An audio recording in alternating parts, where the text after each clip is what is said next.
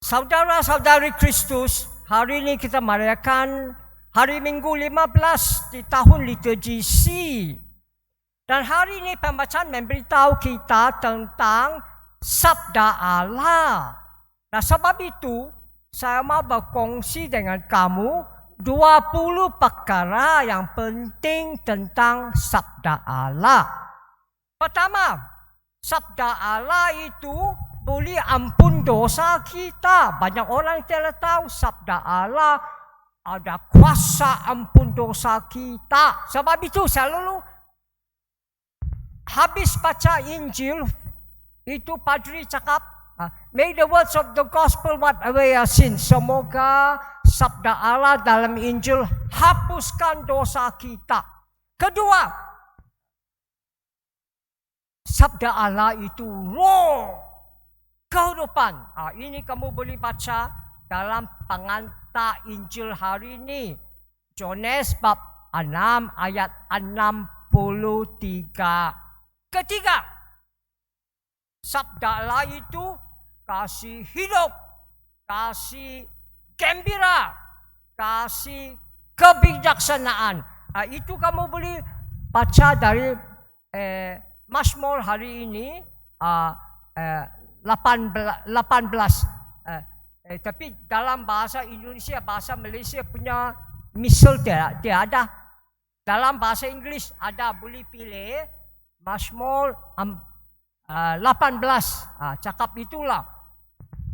Cakap Sabda Allah kasih kita hidup, kasih kita gembira, kasih kita kebijaksanaan. Keempat, Sabda Allah kasih iman. Itu penting. Dan bila kita merayakan sakramentum, terutama sakramentum Eucharistia dengan iman, Roh Kudus sendiri datang membina community, membina gereja, membina kerajaan Allah. Roh Kudus, bukan kita orang dosa. Kelima, kita boleh merayakan Sabda Allah tanpa sakramentum. Tetapi kita tidak boleh merayakan sakramentum tanpa Sabda Allah. Keenam, macam dalam itu community New Catechumenate atau itu jalan New Catechumenate, mereka tiap-tiap hari 2 atau 3 merayakan Sabda Allah saja. Macam kita punya BEC pun tiap-tiap minggu berkongsi Sabda Allah, sembahyang Sabda Allah, kadang-kadang 2 minggu 1 kali, kadang-kadang sebulan 1 kali. 7, jangan lupa Sabda Allah itu Kristus. Kristus Sabda Allah. Sabda Allah sudah dilaksanakan oleh Kristus, dan Kristus melalui mati, bangkit, kasih Roh Kudus untuk kita melaksanakan Sabda Allah dalam kita. 8, Sabda Allah kuat, kau dengar. 8, Allah mencipta semua cakrawala melalui Sabda Dia. Allah selamat semua cakrawala melalui Sabda Dia. Dan Allah masih menyucikan sama cakrawala melalui Sabda Dia. Sabda Dia kuat, Pak. Kuat, Pak.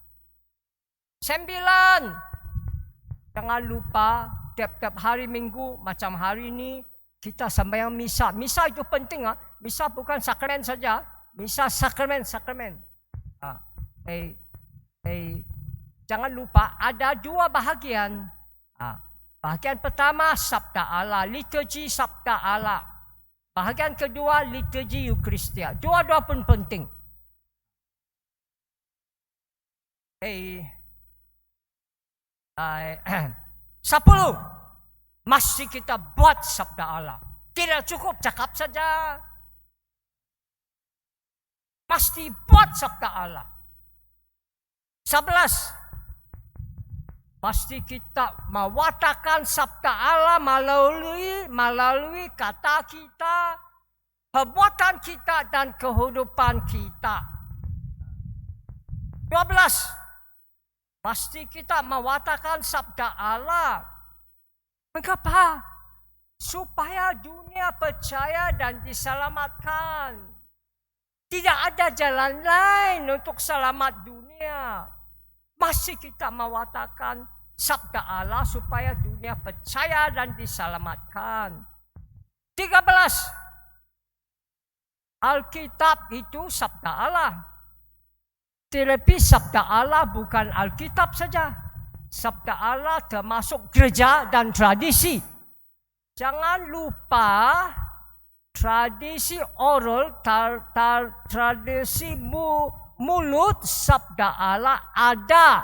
Belum sabda Allah ditulis dalam Alkitab.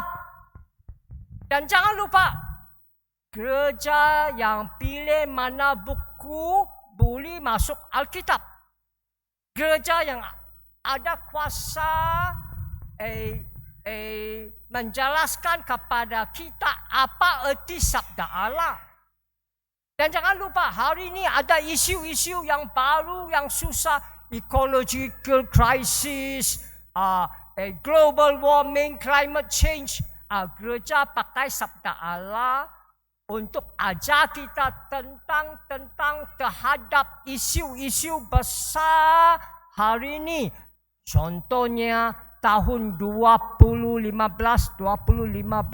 Sankti Papa Franciscus keluar itu Laudato Si, on care for our common home. Jaga kita rumah, jaga alam sekitar. Nah, kau tahulah, Alkitab sabda Allah. Tapi sabda Allah bukan Alkitab saja. Sabda Allah, Alkitab, gereja, tradisi. Itulah agama Katolik percaya. Itulah kau dan saya mesti percaya. 14. Itu father, sister, brother, dan umat Kristian. Ada, barangkali kau tidak tahu, ada sembahyang rasmi gereja Katolik, Divine Office, atau panggil Liturgy of the Hours. Father yang rajin, dia sembahyang 5 kali. Saya malas sikit, saya sembahyang 3 kali saja. Saya sembahyang pagi, tengah hari, petang. Dan semua ini sembahyang ambil dari mana? Ambil dari sabda Allah, ambil dari Mazmur Testamentum Lama, ambil dari Canticle Testamentum Baru. Dan jangan lupa, ini penting, sebab kita pakai sabda Allah, sembahyang kepada Allah. Kita pakai sabda Allah, cakap dengan Allah. Sebab itu Allah dengar dan Allah jawab. Tapi banyak orang barangkali belum dengar apa ini sembahyang rasmi gereja. Dan ini penting, banyak orang tidak tahu. Father, undang-undang tidak cakap mesti tiap-tiap hari sembahyang misa. Tetapi sembahyang Divine Office, sembahyang gereja rasmi, sembahyang liturgi Hours, mesti Father sembahyang tiap-tiap hari. 3 kali. Kalau suci 5 kali. Tapi banyak orang belum dengar. Apa ini? Inilah. 15. Kabar gembira. Sabda Allah hari ini datang, sudah dilaksanakan oleh Kristus. Tengok salib. Dan melalui mati bangkit dia dan kasih Roh Kudus, Kristus, bukan kau, Kristus melaksanakan sabda Allah dalam kau melalui kuasa Roh Kudus. Kabar gembira. Itulah Kristen gembira, Katolik gembira, bukan sedih. 16.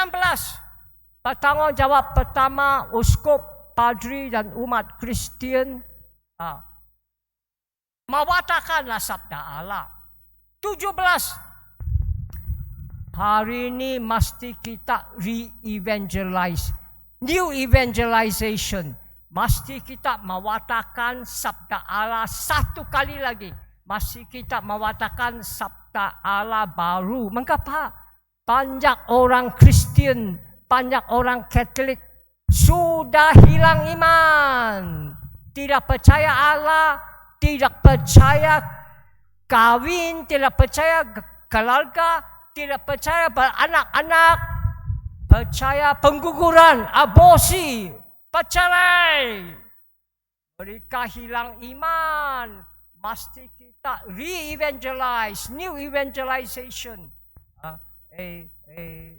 Mewatakan baru sabda Allah supaya kasih balik ini orang Kristian Katolik yang sudah hilang iman.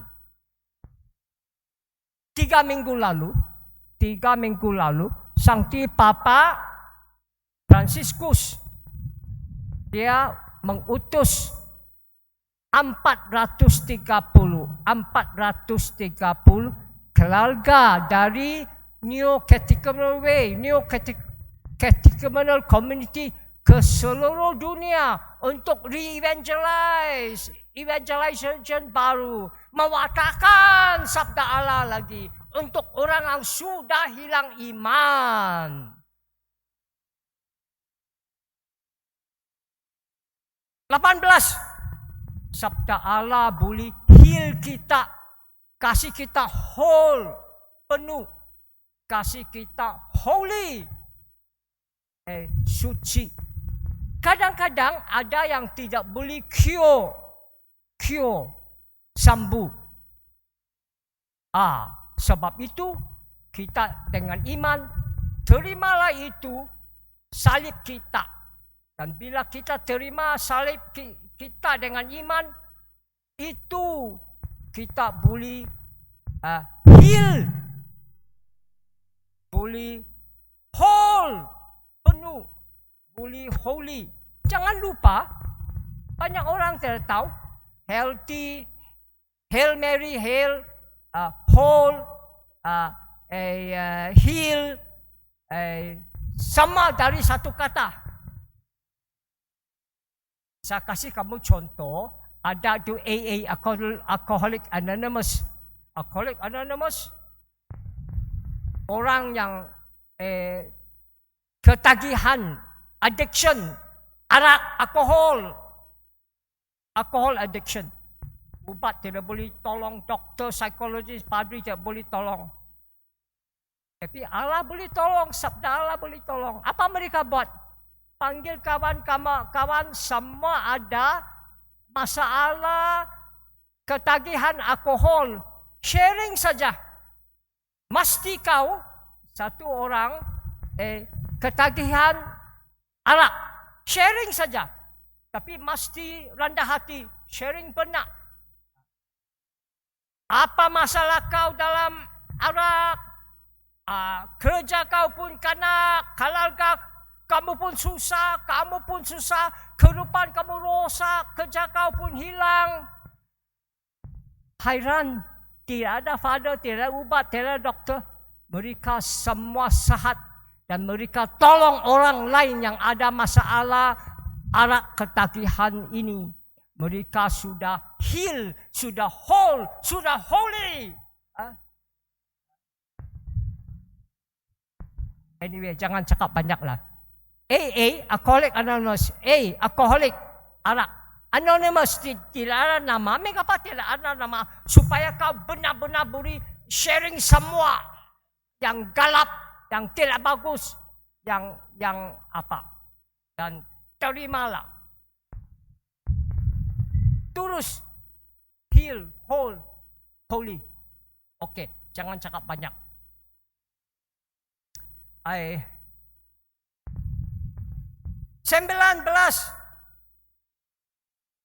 Sabda Allah, akhirnya sabda Allah mesti berbuah.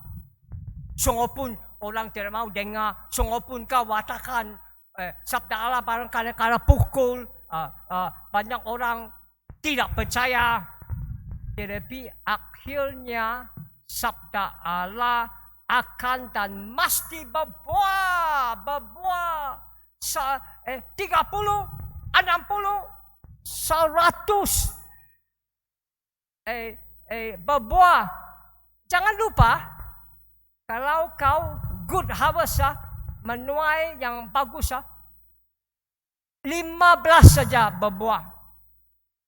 Sebab kalau kita baca Matthew bab 13 ayat 3 dan ikut, Matthew bab 13 ayat 3 yang ikut, itu memberitahu kita sabda Allah akhirnya mesti berbuah 30, 60, 100. Kalau 15 menuai yang bagus, harvest yang bagus, 30, 60, 100 banyak, Pak. Mengapa? Sebab sabda Allah bukan sabda manusia. Sabda Allah yang mencipta semua, selama semua, menyucikan semua. Mesti berbuah, Pak. Pasti berbuah. Orang tidak mau dengar kamu watak sabda Allah, pedulilah. Orang tolak kau, pukul kau, pedulilah. Satu saja kau tahu, saya mewatakan sabda Allah, mesti berbuah akhirnya. 30, 60, 100.